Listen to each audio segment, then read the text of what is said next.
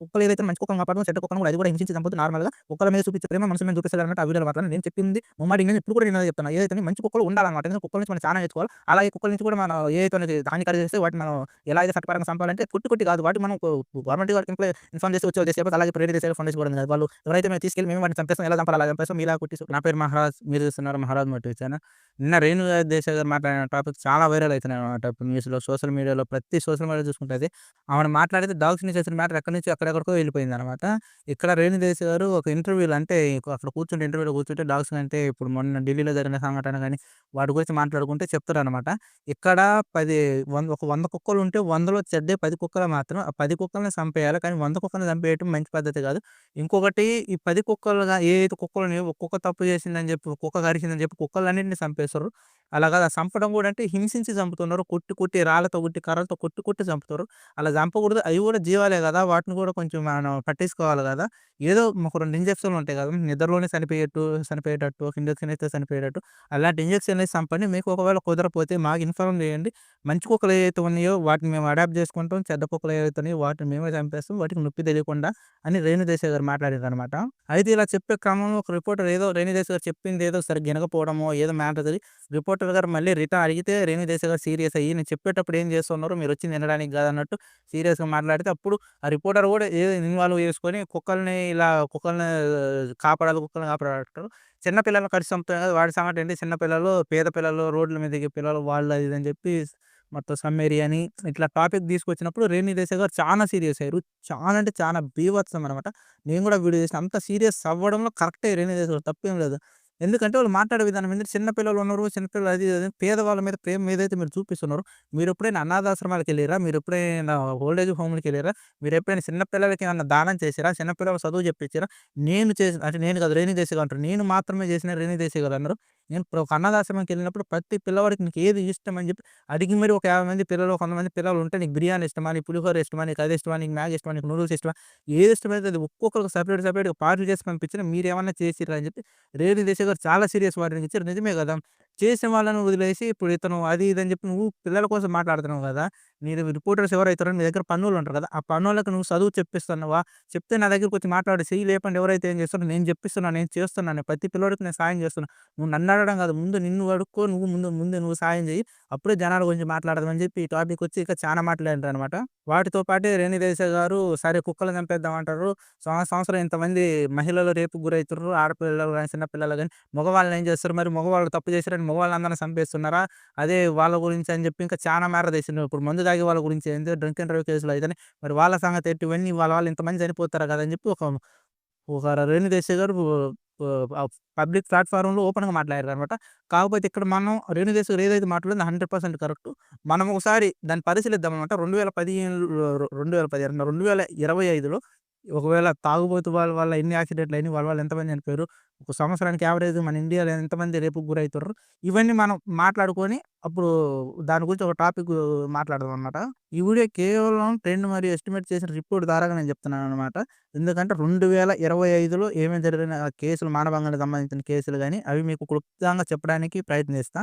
గణాంకాల ప్రకారం భారతదేశంలో సగటు రోజుకి 85-95 మానభంగ కేసులు నమోదవుతున్నాయి. అంచనా లెక్కన 2025లో 31-32,000 కేసులు నమోదయ్యాయి. అలాగే డ్రింక్ అండ్ డ్రైవ్ కేసుల గణాంకాలు ఇది చాలా భారీగా పెరిగింది. ఒక్క ఢిల్లీలోనే 2025లో మొదటి 6 నెలల్లో 16,000 మందికి పైగా కేసులు బుక్ అయ్యాయి. రోజు సగటు 50 మంది నేషనల్ లెవెల్ దేశవ్యాప్తంగా చూసుకుంటే లక్షల్లో కేసులు ఉంటాయి. ఈ కీ పాయింట్ రోడ్డు ప్రమాదాల్లో 3-4% మరణాలు కేవలం మద్యం తాగి నడపడం వల్లే జరుగుతున్నాయి. మరణాలు 2025 రోడ్డు ప్రమాదాల వల్ల సుమారు 1,60,000 మంది చనిపోయినట్లు అంచనా. అంటే సగటు 18-20 మంది హైవే మరణాలు కేవలం నేషనల్ హైవేల మీదనే మొదటి 6 నెలల్లో 27,000 మంది చనిపోయారు. కారణం ఇందులో హిట్ అండ్ రన్ గుద్ది పారిపోవడం కేసులు గణనీయంగా ఉన్నాయి. ఇంకోటి 70% ప్రమాదాలు ఓవర్ స్పీడ్ వల్లే జరుగుతున్నాయి. మళ్ళీ గుర్తుపెట్టుకొని అది మెన్షన్ చేస్తున్నా గుర్తుపెట్టుకొని 70% ప్రమాదాలు ఓవర్ స్పీడ్ వల్లే జరుగుతున్నాయి. ఇది మెన్షన్ చేసుకోండి. చివరగా ఇప్పుడు మనం కుక్క కాటు గురించి మాట్లాడుకుంటే, కుక్క కాటు కేసులు దేశవ్యాప్తంగా ఏటా 25-30 లక్షల మంది కుక్క కాటుకు గురవుతున్నారు. ఒక్క తమిళనాడులో మాత్రమే 2025లో 5 లక్షల కేసులు నమోదయ్యాయి. మరణాలు రేబీస్ వ్యాధి కుక్క కరచి రేబీస్ సోకి చనిపోతున్న వారి సంఖ్య భారతదేశంలో ఏటా సుమారు 18,000-20,000. ఇది మెన్షన్ చేస్తున్నా గుర్తుపెట్టుకోండి. ఏటా 18,000-20,000. నేను ఇంకా ఈ రిపోర్ట్స్ రాదనమాట. నేను కొన్ని వెబ్‌సైట్‌ల ద్వారా అక్కడ ఇక్కడ అవి కొన్ని కొన్ని కలెక్ట్ చేసి నా స్టైల్‌లో నేను కొంచెం మీకు చెప్తున్నాననమాట. ఇది పూర్తిగా నిజమని చెప్పలేను. కాకపోతే ఇంకా మనకి అవి మనకు రాలేదు రిపోర్ట్స్ 2025 అని. ఈ నెల గడిస్తే గాని వాటి రిపోర్ట్స్ రావు. వరల్డ్ సైడ్ ప్రపంచవ్యాప్తంగా రేబీస్ మరణాల్లో 36% ఇండియాలోనే జరుగుతున్నాయని. వరల్డ్ స్టాట్ ప్రపంచవ్యాప్తంగా రేబీస్ మరణాలు 36% కేవలం మన ఇండియాలోనే జరుగుతున్నాయంట. ఓకే. ఇప్పుడు మీకు ఏదైతే చెప్పినో ప్రపంచవ్యాప్తంగా 36% రేబీస్ వ్యాధి గాని, కుక్క కాటు గాని ఏదైతే జరుగుతుందో మన ఇండియాలోనే జరుగుతుంది. నేను గత వీడియోలో ట్రైన్ చేసే టాపిక్ ఏదైతే ఇది రాకముందు న్యూఢిల్లీలోనో అక్కడ తీర్పొచ్చినప్పుడు కుక్కలను చంపేనప్పుడు ఫస్ట్ రియాక్ట్ అయిన వ్యక్తిని నేను మాత్రమే. దాని గురించి వీడియో చేసిన వ్యక్తిని నేను మాత్రమే. ఇక్కడ మీకు స్క్రీన్ మీద కనిపిస్తుంది గాని, ఇక్కడ గాని మీకు ఒకసారి వీడియో నేను మాట్లాడేటప్పుడు థంబ్‌నెయిల్ ఇక్కడ ప్లే అవ్వడానికి ట్రై చేస్తా. ఎండ్ కార్డ్స్‌లో ఇస్తా. అలాగే మీకు స్క్రీన్ ఎండ్ కార్డ్స్‌లో ఇస్తా. కార్డ్స్‌లో కూడా ఇక్కడ మీకు ప్లే అయితుంటదనమాట ఆ వీడియో. మీరు డెఫినిట్‌గా ఎళ్లి చూడండి. నేను కుక్కల్ని సంపాలి అనేది నా ఉద్దేశం కూడా నేను చెప్పిన. ఆ వీడియోలో సేమ్ 2 ఏదైతే మాట నేను కూడా అదే చెప్పినాననమాట. కుక్కలు ఏదైతే మంచి కుక్కలను కాపాడుకొని చెడ్డ కుక్కలను కూడా అది కూడా హింసించి చంపొద్దు. నార్మల్‌గా కుక్కల మీద చూపించే ప్రేమ మనుషుల మీద చూపిస్తలేరన్నట్టు ఆ వీడియోలో మాట్లాడినా. నేను చెప్పింది ముమ్మాటికి ఇప్పుడు కూడా నేను అదే చెప్తున్నా. ఏదైతే మంచి కుక్కలు ఉండాలనమాట. ఎందుకంటే కుక్కల నుంచి మనం చానా నేర్చుకోవాలి. అలాగే కుక్కల నుంచి కూడా మనం ఏదైతే అనేది హానికరం చేస్తే వాటిని మనం ఎలా అయితే చట్టపరంగా సంపాలంటే కొట్టి కాదు. వాటికి మనం గవర్నమెంట్ వాడికి ఇన్ఫార్మ్ చేస్తే వచ్చి వాళ్ళు తీసుకెళ్ళిపోతే అలాగే ఇప్పుడు రేణు దేశాయ్ ఫౌండేషన్ కూడా ఉంది కదా! వాళ్ళు ఎవరైతే మేము తీసుకెళ్ళి మేమే వాటిని చంపేస్తాం. ఎలా చంపాలో అలా చంపేస్తాం. మీలాగా కొట్టి కాదు అన్నట్టు మాట్లాడిండ్రు. ఇది పక్కన పెడితే ఇప్పుడు మనం మాట్లాడుకునేది ఏంటంటే రేణుదేశాయ్ గారు లేవదీసిన టాపిక్ ఇది. మగవాళ్ళు ఇంతమంది ఇలా మానభంగాలు చేస్తున్నారు. ఇలా హత్యలు జరుగుతున్నాయి. ఇలా కేసులు జరుగుతున్నాయి. దొంగతనాలు జరుగుతున్నాయి. వాటన్నిటిని ఏం చేస్తుర్రు. ఇంకోటి బండి కొనేటప్పుడు బండి ఎంత అయితే కొంటామో మొన్న రేవంత్ రెడ్డి గారు కూడా మనకు ఒక న్యూస్ ఇచ్చారనమాట. ఇక్కడ ఎవరైతే బండి తీసుకుంటారో వాళ్ళ బ్యాంక్ అకౌంట్ తీసుకొని వాళ్ళ డీటెయిల్స్ అన్నీ తీసుకోండి. ఛానల్ ఎక్కడైతే వాళ్ళకి ఓవర్ స్పీడ్ వెళ్తారో కట్ అయిపోతారో వాళ్ళ డైరెక్ట్ వాళ్ళ అకౌంట్‌లో నుంచి మనం డబ్బులు కట్ అయ్యేలా చేయాలన్నట్టు రేవంత్ రెడ్డి గారు మాట్లాడి ఇది అమలు చేస్తామన్నట్టు మాట్లాడి అదే చేసేటప్పుడు బండి కొనుక్కునేవాడికి లైసెన్స్ ఉందా లేదా? బండి కొనేటప్పుడే అక్కడ ముందు లైసెన్స్ తీసుకొని వచ్చినాక మేము బండి ఇస్తామని అని పెట్టే రూల్స్ ఎందుకు రావట్లేదు మరి? దీనివల్ల కూడా ప్రమాదాలు జరుగుతున్నాయి కదా! దీని గురించి ఎందుకు మాట్లాడరు మరి? గవర్నమెంట్ చలాన్లు అయితే మటుకు అకౌంట్‌లోకి తీసుకోవాలని రేవంత్ రెడ్డి గారు ఒక ఆలోచన ఏం బాగుంది. అలాగే ఇవి బండి తీసుకున్న ప్రతి ఒక్కడికి ముందే లైసెన్స్ ఉండాలని రూల్ ఎందుకు లేదు? తీసుకున్న ప్రతి ఒక్కడు ఎవడైతే బండి పేరు వాడి పేరు మీద తీసుకుంటే వాడికి ముందు లైసెన్స్ ఉండాలి. మీరు ఎల్ఎల్ఆర్ ఏదైతే ఉన్నదో అది మీరు ఫస్ట్ అప్లై చేసి అది వచ్చినప్పుడు మేము అక్కడ చూపిస్తే మేము ఇస్తామనే రూల్ ఎందుకు వస్తలేదు? అలాగే చెప్పినట్టు ఇప్పుడు వాళ్ళ బ్యాంక్ అకౌంట్ డీటెయిల్స్ అవి ఇవి ఇస్తే సరిపోద్ది.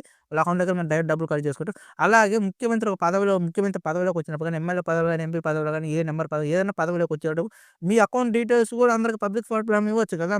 ఇది మేము పదవిలోకి రాకముందు మా ఆస్తి ఇంత, మేము ఈ వ్యాపారాలు చేస్తున్నాం. మాకు సంవత్సరానికి వచ్చే ఇన్‌కమ్ ఇంత, నెలకి ఇంత ఇన్‌కమ్ వస్తది, వారానికి ఇంత, రోజుకి ఇంత ఇన్‌కమ్ మాకొస్తది. ఇలా మెరుగుపరుచుకుంటున్నాం. నేను ఇక్కడికి వచ్చేటప్పుడు నా ఆస్తి ఎంత ఉంది, నేను దిగేటప్పుడు నా ఆస్తి ఎంత ఉంటది అని చెప్పి ఎవ్రి డీటెయిల్స్ నేను గవర్నమెంట్‌కి గాని, నేను ప్రజలకు గాని ఏటా సబ్మిట్ చేస్తాను. నెలకి నా ఇన్‌కమ్ ఏంటిదో నేను అలా చూపిస్తూ ఉంటా. కానీ ఇవెందుకు వాళ్ళకి ఐడియాలు రావట్లేదు. ఒక సగటు బండి కొంటే ఇలా ఉండాలని రేవంత్ రెడ్డి గారు గాని, సీఎం మాట్లాడుకుంటారు. అదే ఒక సీఎం పదవిలో ఉన్నోళ్ళు గాని, ఒక ఎమ్మెల్యే గాని, ఎంపీలు గాని ఈళ్ళు మటుకు వాళ్ళ ఆస్తి డీటెయిల్స్ మనకు తెలీదు. వాళ్ళు వచ్చేటప్పుడు ఎంత ఉంటదో, పోయేటప్పుడు ఎంత ఉంటదో, ఒకళ్ళైతే వచ్చేటప్పుడు 10,00,000 ఉంటే పోయేటప్పుడు 10,00,00,000 పైన అయ్యి ఉంటది. అది ఎందుకు అలా జరుగుతుందో ఎవడికి తెలీదు. ఇలాంటి వాటి గురించి మాట్లాడరు.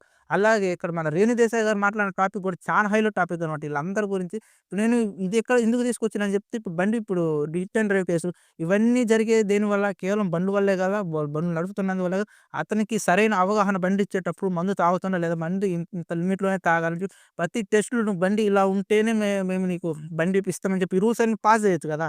రేవంత్ రెడ్డి గారు ఈళ్ళు తీసుకొచ్చినప్పుడు లైసెన్స్ ఉన్నవాడికి మేము బండి ఇస్తామనేది కూడా పాస్ చేయొచ్చు. బండి కొనేవాడికి కూడా అతిగా మందు తాగేవాడికి కూడా మేము బండి అమ్మము. బండి అనే రూల్స్ కూడా పాస్ చేయొచ్చు కదా! ఇలాంటివి చేయరు. ఎందుకంటే వాళ్ళకి లాసు. సరే ఇవన్నీ పక్కన పెడితే డైరెక్ట్ మందు బంద్ చేయొచ్చు కదా! ఇప్పుడు విచ్చలవిడిగా మందు అమ్మేది అది ఇది అని చెప్పి గతంలో మన పాత గవర్నమెంట్ వైఎస్ఆర్‌సీపీ గవర్నమెంట్ తీసుకున్నప్పుడు మందు బంద్ చేస్తాం. పూర్తిగా మద్యపానం నిషేధం అని చెప్పారు. మళ్ళీ దాన్ని అలా తెచ్చి, ఇలా తెచ్చి అలా గవర్నమెంట్ బంద్ అని చెప్పి అలా తెచ్చి, ఇలా తెచ్చి మళ్ళీ దాన్ని తెచ్చారు. ఎందుకు ఇలా చేస్తారు? మందు వల్ల ఇన్‌కమ్ ప్రతి ఒక్కరికి. దానివల్ల మనీ వస్తది. కానీ అదన్నీ జరగాలి, ఇవన్నీ జరగాలి. కానీ గవర్నమెంట్‌కి ఏందంటే ప్రజల కాడ నుంచి ప్రతి రూపాయి తీసుకోవాలి. వాళ్ళు అది చేయాలి. మళ్ళీ ఇంకోటి ఇక్కడ మేము మాట్లాడుకుంటే అదే రేణు దేశాయ్ గారు కూడా ఇంకొక హైలైట్ టాపిక్ మాట్లాడారు. మీ పిల్లల్ని మేము గవర్నమెంట్ స్కూల్‌కి తీసుకెళ్తుర్రా? మీ పిల్లల్ని మీరు గవర్నమెంట్ స్కూల్‌లలో చదివిస్తుర్రా? ఎవరైతే రిపోర్ట్స్ ఉన్నారో, ఎవరైతే గవర్నమెంట్ వ్యక్తులు ఉన్నారని చెప్పి ఉంటే చేయలేపండి అని చెప్పి చాలా వాయిస్ రైజ్ చేసిన. అట్లా ఇది కూడా నిజమే కదా!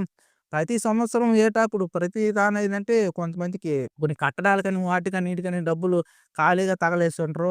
గతంలో చూసుకుంటే ఏదో భవనాలని అది ఇది అని చెప్పి అక్కడ భవనం కట్టాలి, ఇక్కడ భవనం కట్టాలి. దానికి 300,00,00,000 దీనికి 400,00,00,000 అని చెప్పి అన్ని కోట్లు పెట్టే బదులు గవర్నమెంట్ కాలేజీలనే, గవర్నమెంట్ స్కూల్‌నే, గవర్నమెంట్ హాస్పిటల్‌ని కొంచెం మెరుగుపరిస్తే ప్రతి ఒక్కరు గవర్నమెంట్ హాస్పిటల్‌కి, గవర్నమెంట్ స్కూల్‌కెళ్తారు కదా! ప్రతి దేశాల్లో బాగున్న గవర్నమెంట్ స్కూల్‌లు, గవర్నమెంట్ కాలేజీలు, గవర్నమెంట్ హాస్పిటల్ ఏదైతే మన దేశంలో ఎందుకు బాగోట్లేదంటే ఇలాంటి దరిద్రాల వల్లే. ఎవడైతే ఇప్పుడు అక్కడున్న న్యూస్ రిపోర్టర్స్ గాని, రేణు దేశాయ్ గారు అడిగినప్పుడు మీ పిల్లల్ని మీరు ఎవరైతే మీ మొత్తాన్ని వదిలేసేయండి. మీ దగ్గర పని చేసే పిల్లల్ని మీరు చదివిస్తున్నారా? నాకు చెప్పండి చేయలేపన్నప్పుడు ఎవ్వడు చేయలేకలే. అలాగే ఇప్పుడు ఎవరైతే పిల్లల మీద ఇప్పుడు కుక్కలు ఏయైతే మూగజీవులు కుక్కలున్నాయి కదా! కుక్కలు ఏయైతే పిల్లల్ని కరుస్తున్నాయని చెప్పి పసిపిల్లల మీద ఏమంటారు పేదవాళ్ళ మీద మీరు జాలి చూపిస్తున్నారు కదా! ఇప్పుడు ఆ కుక్కల వరకే జాలి చూపిస్తున్నారు. అదే గవర్నమెంట్ మీద రైజ్ చేసి మాట్లాడొచ్చు కదా! రేణుదేశాయ్ గారి మీద ఆయన కూడా చానా ఓవర్ రియాక్ట్ అయ్యి మాట్లాడిండు. చానా హై వాయిస్ తోటి బేస్‌తో మాట్లాడిండు. మీరు నా మీద అరిసినంత అరిసినట్లు మీరు సీఎం మీద, మీ ఎంపీ మీద డిప్యూటీ సీఎం అని మాట్లాడాలి. మీ ఎంపీ మీద గాని, మీ ఎమ్మెల్యే మీద గాని, మీ నెంబర్ వాళ్ళ మీద మీరు అరవగలుగుతారా? అరిసే అంత దమ్ముందా మీకు అని ఆమె అన్నది. అవును నిజమే గదా! ఇప్పుడు నాలాంటోడు, నీలాంటోడు ఎవడో ఒకడొచ్చిండని చెప్పు మీడియా వాళ్ళొచ్చి తెగ రేజ్ చేసి వాయిస్ మాట్లాడతారు.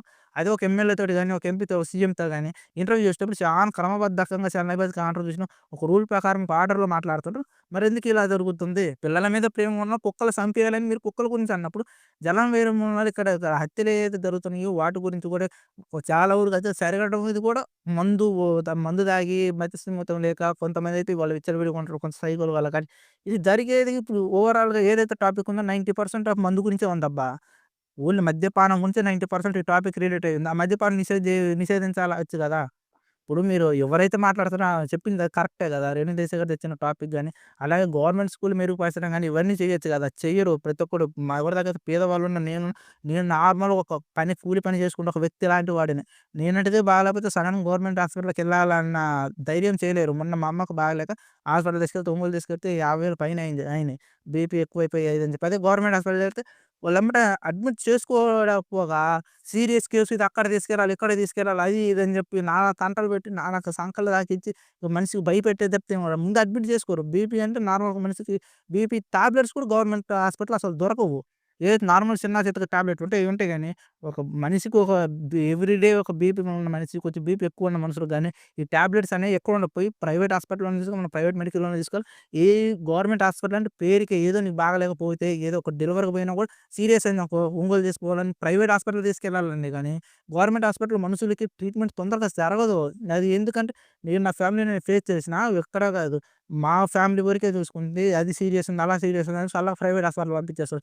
ఏదంటే ఇక్కడ ప్రతి మండలం మాది. కనిగిరి అనేది మండలం.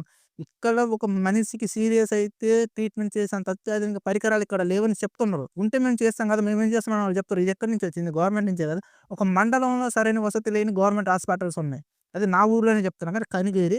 వీడియో ఎవరైతే చూస్తున్నారో ప్రతి ఒక్కళ్ళు షేర్ చేయండి. మీరెవరైతే వాళ్ళు గవర్నమెంట్ అనుకుంటారు కదా! వచ్చి ఇక్కడికొచ్చి ఒక సర్వే చేయమని చెప్పు. మండలంలో లేకపోతే ఇంక పల్లెటూర్లలో పరిస్థితి ఏంటిది? మిగతా వాళ్ళ పరిస్థితి ఏంటి? జరిగేది ఇదే. కాకపోతే ఇక్కడ లేనిపోని సొల్లు, లేనిపోని కబుర్లు, లేనిపోని ప్రేమలుంటాయి చూసినవా? కుక్కల వల్ల ప్రేమ మూగజీవులు కాబట్టి కుక్కల మీద రేజ్ అయితుర్రు. నేను మీ మీడియా అని కాదు ప్రతి జనాలు చూసే ప్రతి ఒక్కళ్ళకి రేణు దేశాయ్ గారు మాట్లాడిండ్రు. ఇది అంతకంటే ముందే 6 మంత్స్ బ్యాకే నేను దీని గురించి టాపిక్ మాట్లాడినా. మళ్ళీ రేణు దేశాయ్ మాట్లాడింది కాబట్టి మళ్ళీ నేను వీడియో చేస్తున్నా. ఏదైతే ఉందో రేణు దేశాయ్ గారు చెప్పింది 100కి 100% కరెక్ట్. కుక్కలను చంపేయాలంటారు గానీ అదే గవర్నమెంట్ ప్రశ్నించండి. పి సంవత్సరానికి ఇన్ని వేల ఇంతమంది పిల్లలు చనిపోతుర్రు. యాక్సిడెంట్ వల్ల ఇంతమంది చనిపోతుర్రు. మేము దానికి సరైన రూల్స్ తీసుకురండి. బండి కొనే ప్రతి ఒక్కడికి ముందు లైసెన్స్ ఉంటేనే బండి కొనాలని గవర్నమెంట్ ఒక జీవో పాస్ చేయమని చెప్పండి. మందు తాగేవాడు బండి నడపకూడదని ఒక రూల్ పెట్టండి.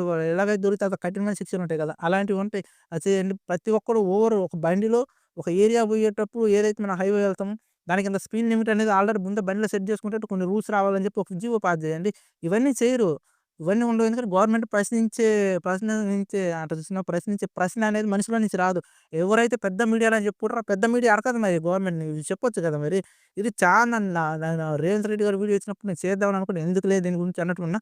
ఇప్పుడు అవసరం వచ్చింది కానీ రేవంత్ రెడ్డి గారు అయితే వాళ్ళ బ్యాంకులకెళ్ళి డైరెక్ట్ డబ్బులు తీసుకోవాలన్నారు. ప్రతి ఒక్కటి ఆడ నుంచి చెప్పిన మన చలాన పడితే డైరెక్ట్ బ్యాంకులకెళ్ళి కట్ అయ్యేటట్టు ఎలాగైతుందో, మీరు పదవిలోకొచ్చే ప్రతిసారి కూడా మీ డబ్బులు ఎంతైతున్నాయి అంతే మాకు ప్రతి ప్రజలకు తెలియాలా. అలాగని ప్రతి ఒక్కడు బండి కొనే ముందడికి లైసెన్స్ ఉందా? లేదా? అని బండి ఇవ్వాలని ఒక జీవో కూడా ఉండాలా. ఇది ఉంటేనే చాలా సేఫ్టీ కదా! వాడికి లైసెన్స్ ఉందంటే బండి వస్తుందని అర్థం బండి తీసుకుంటాడు. సరిగ్గా బండి రానోడు కూడా పిల్లోళ్ళు బండి తీసుకొని పోయి నడిపి యాక్సిడెంట్లు అయితున్నాయి గదా! ఇయ్యాల రేపు మనం ఒక సర్వే చేస్తే ఎవ్వడికైతే ఒక 100 మంది కాడ బండ్లుంటే దాంట్లో మినిమమ్ ఒక 40 మందికి లైసెన్స్ ఉండదు. ప్లస్ ఒక మన ఈ ఆంధ్ర గురించి మాట్లాడుకుంటే ఎందుకంటే నేను ఇక్కడ తిరుగుతున్నా నా ఊరు గురించి నాకు తెలుసు కాబట్టి 100 మందిలో 40 మందికి లైసెన్స్ ఉండదు. అలా బండిలో అమ్మేస్తుర్రు. కార్లు గాని అలా వచ్చేస్తున్నాయి. మరి దీని గురించి మాట్లాడుకుంటే కారు ఎవరి పేరు మీద ఎత్తారు వాడికి లైసెన్స్ ఉండాలి. బండి ఎవరి పేరు మీద ఉంటే వాడికి లైసెన్స్ ఉండాలి డెఫినిట్‌గా. ఈ జీవోలు రావాలి గదా! వస్తే మనందరం బాగుపడతాం అన్నీ ఉంటాయి. ఇంకొకటి ఈ లేనిపోయిన ప్రేమలు మూగజీవులు కుక్కలు మనుషుల్ని చిన్న పిల్లల్ని కరుస్తున్నాయి కాబట్టి ప్రేమలు చూపిస్తారు. అదే గవర్నమెంట్ ఇలాంటిది ఇలాంటి వాటి గురించి ఆలోచించకుండా గవర్నమెంట్ ఎందుకు ప్రశ్నించదు. కుక్కలైతే చంపేయాలి. ఎందుకంటే కుక్కలు కాబట్టి. మనుషులు ఏమన్నా చేసినప్పుడు ఇలా కేసులు మానభంగాలు అలాంటివి చేసినప్పుడు ఇలాంటప్పుడు ప్రశ్నించరు. ఇలా ఎవరైతే ఉన్నారో రేణిదేశాగారు ఏదో మాటలు ప్రతి టాపిక్ గవర్నమెంట్ స్కూల్స్ గాని, ఇలాగ సరికి మానభంగాల కేసులు గాని, దొంగతనాలు గాని, న్యూస్‌లో వస్తున్నాయి. ఆడ సైబర్ నేరగాల నుంచి జాగ్రత్త. మీరు మోసపూరిత కాల్ చేత్తొచ్చు, మోసపూరిత లింక్స్ వత్తదని ఇలాంటివి వస్తున్నాయి. ఎందుకంటే ఫ్రీగా ప్రతి మొబైల్‌కి ఖాళీ పంపించేది కదా! ఎందుకంటే ఇది గవర్నమెంట్‌కి సంబంధం. గవర్నమెంట్ ఒక జీవో పాస్ చేస్తే ఎవరైతే మొబైల్ నంబర్‌లు ఉంటాయో వాళ్ళ నుంచి వాళ్ళు ఏటా నెలకోసారి గాని, వారానికోసారి గాని ఇలాంటివి పాస్ అయిపోతుంటాయి. ఈళ్ళు డబ్బుతో ఖర్చులు కూడినయి ఇక్కడ మా దగ్గర ముందుకు రావు. ఏదైతే గవర్నమెంట్ ఉందో మేము అలా చేస్తాం, ఇలా చేస్తాం అని అంటారో, మీడియా వాళ్ళు గాని ఏదన్నా గాని కుక్కల్ని చంపేద్దాం అనుకునే ప్రతి ఒక్కళ్ళకి గాని నేను ఫస్ట్ చెప్పిన ఆ వీడియోలో చెప్పిన ఈ వీడియోలో కూడా అదే చెప్తాను. కుక్కలు మంచియి ఏదైతే ఉన్నాయో మంచివైతే మనం కాపాడుకుందాం. చెడ్డ వాటి గురించి మాట్లాడొద్దు. గతంలో సెలబ్రిటీల టాపిక్ అడివిశేష్ గారు గాని, సాదా గారు గాని మాట్లాడారు కదా! అది కూడా నేను ఆ వీడియోలో మాట్లాడినాననమాట.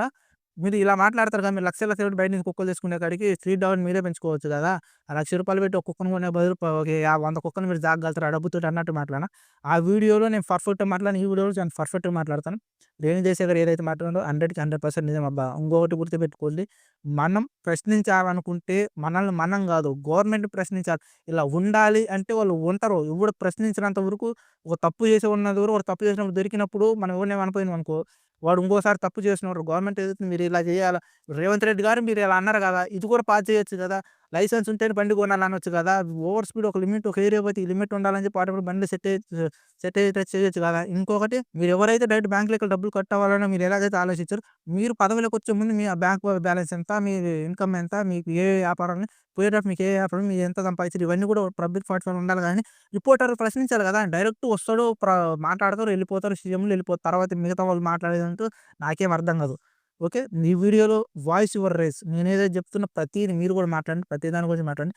ఒక సీఎం గాని, ఒక ఎమ్మెల్యే గాని ఏదైతే మేము ఒక పథకాన్ని తీసుకొచ్చి మేము దాని గురించి ఇలా మాట్లాడుతాం అన్నప్పుడు ముందు మీ నుంచి స్టార్ట్ చేయండి సార్ అని అడిగే ప్రశ్న మనలో ఉండాల. నాలో, నీలో ప్రతి ఒక్కళ్ళు. ఓకే. ఈ వీడియోకి ఇంతవరకు మళ్ళీ ఇంకొక వీడియో తీసుకుందాం. అంతవరకు బాయ్.